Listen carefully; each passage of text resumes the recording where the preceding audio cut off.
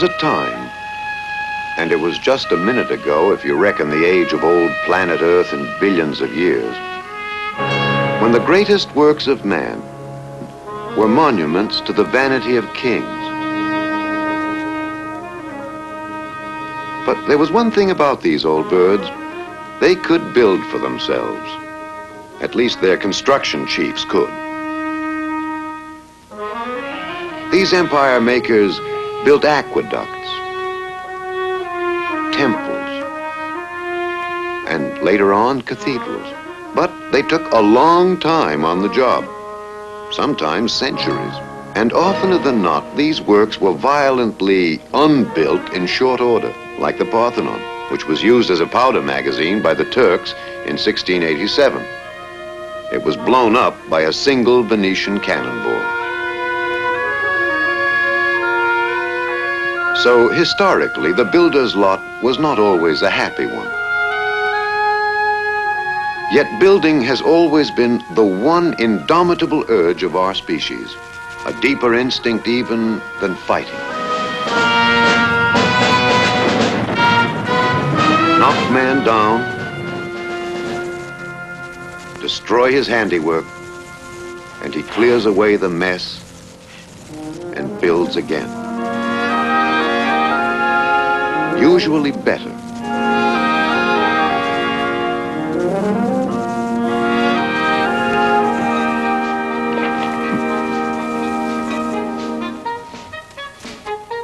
Very little in the spirit of man has changed, but his methods have.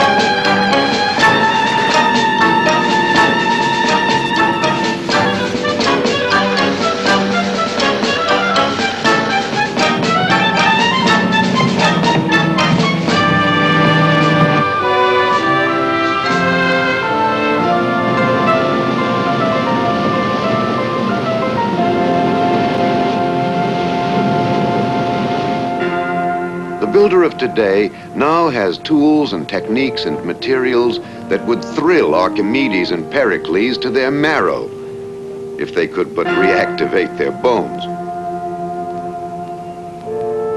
The modern builder raises towers that would send the crew on the Babel job scurrying back to their idols for instructions.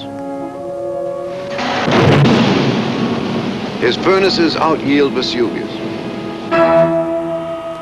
His dynamos generate more power than lightning, day in, day out, and under perfect control.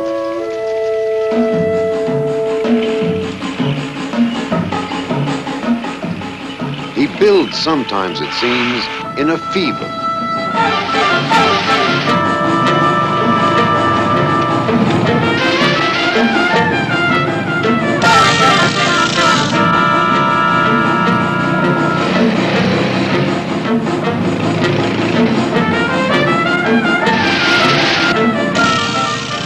Yet, when we refer to the builder as he, we are forced to be abstract and anonymous, because not every plain Joe can build.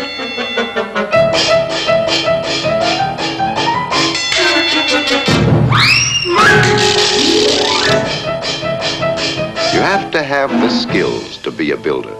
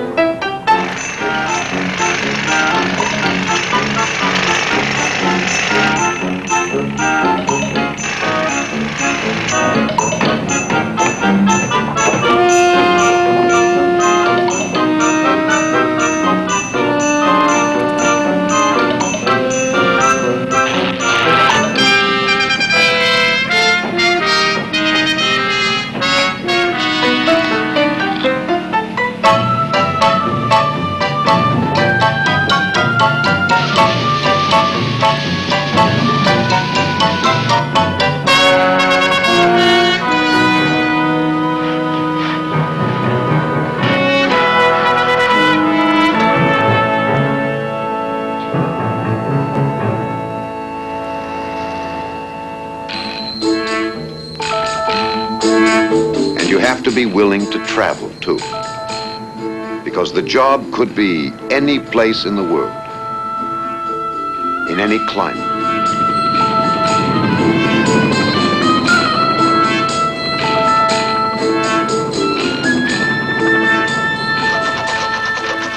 In all seasons.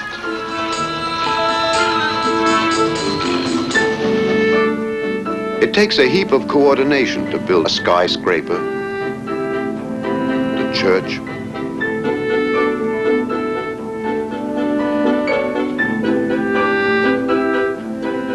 or a modern highway.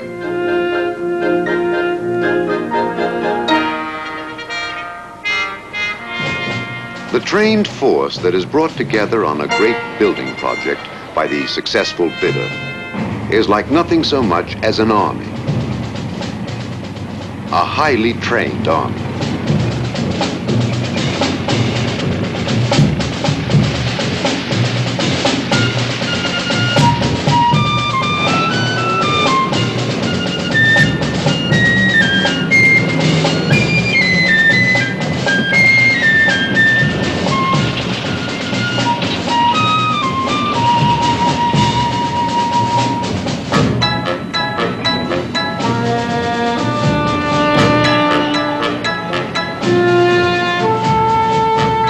And an army needs a general.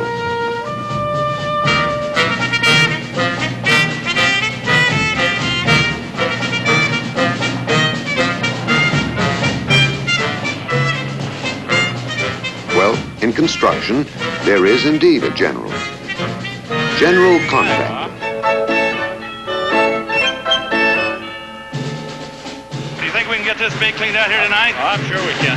Good going, boy.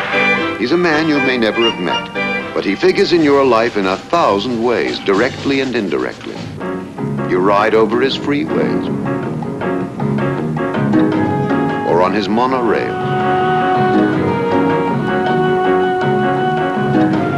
Pay tolls on his bridges.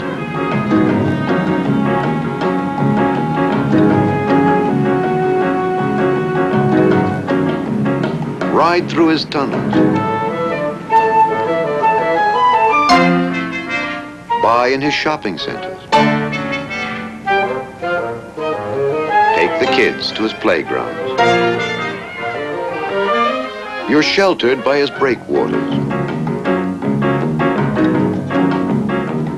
Go to work in his office buildings and factories.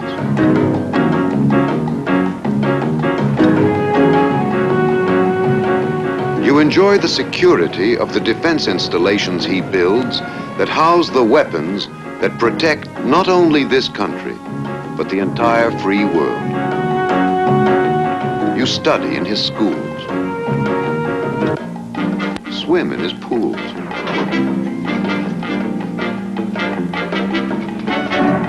watch movies in his theaters, cheer in his stadiums, bowl in his alleys. You take off from his airstrips, ship goods and raw materials from his automated docks,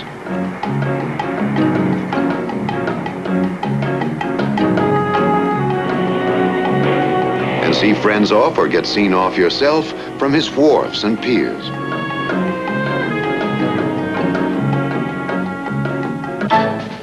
Today, construction is the largest American industry. 15 out of every 100 of you, directly or indirectly, work construction. The construction industry is by far the largest user of materials, including steel, aluminum, glass, cement, wood.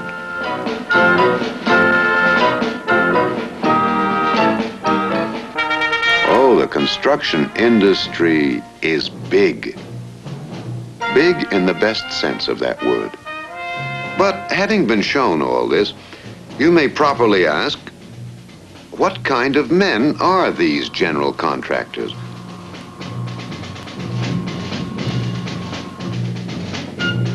Well, there are thousands of them in the country. They are decision makers, organizers of men, equipment, materials. On small jobs,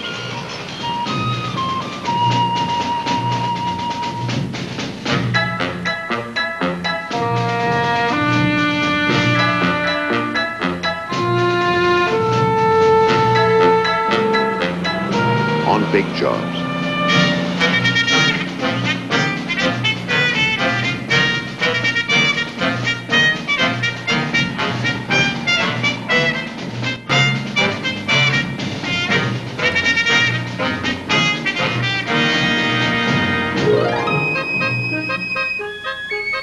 From crude methods around the dawn of the 20th century, from the early pipelining, the wheelbarrow, the portable steam power plants, from these ancestors of modern construction, in so few years to this.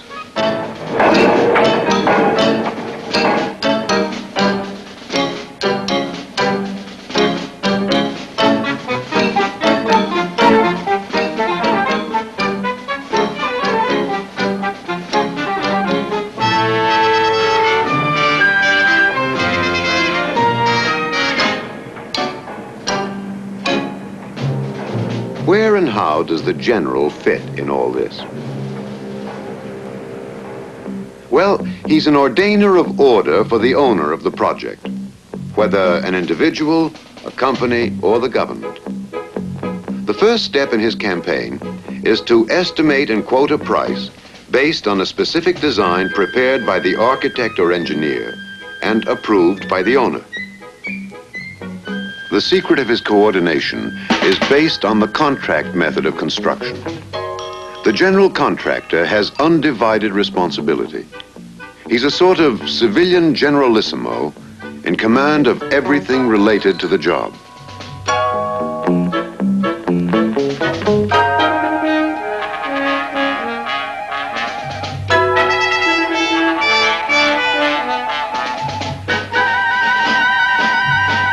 The job begins.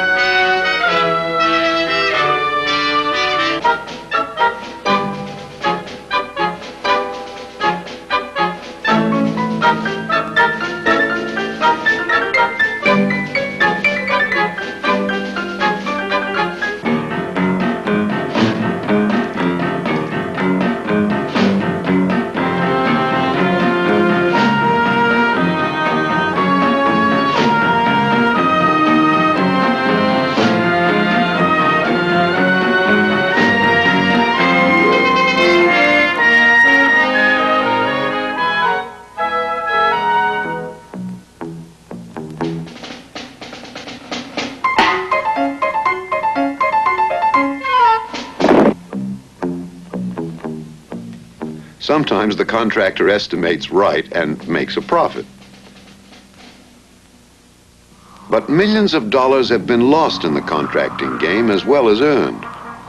Sometimes freezing weather throws the job behind schedule.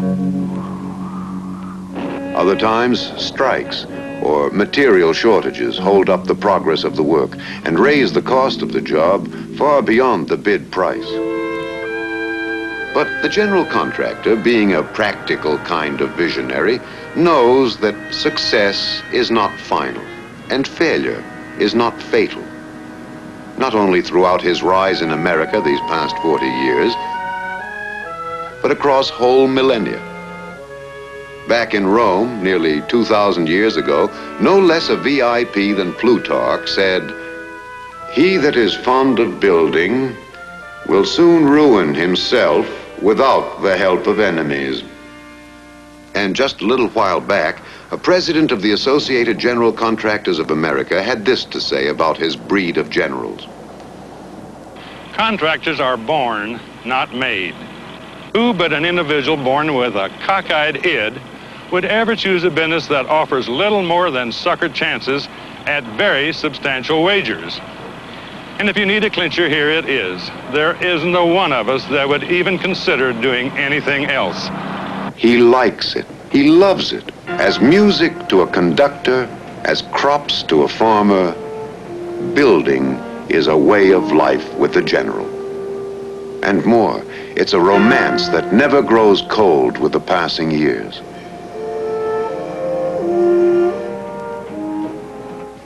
To change slums into cultural centers. Build skylines to match mountains.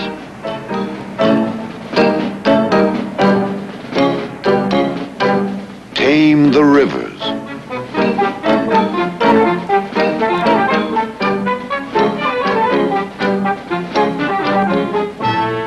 Shrink the world of time.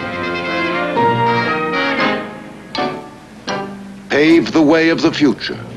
Challenge space itself.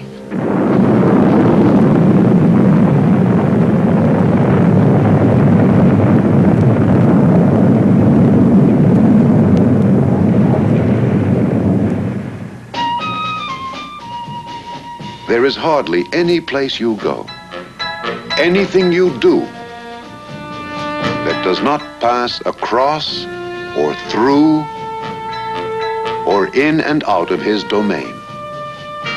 So, in effect, the whole world is the stage of the general. What an eternal agenda of dreaming dreams and making them come true for the general with the cockeyed id.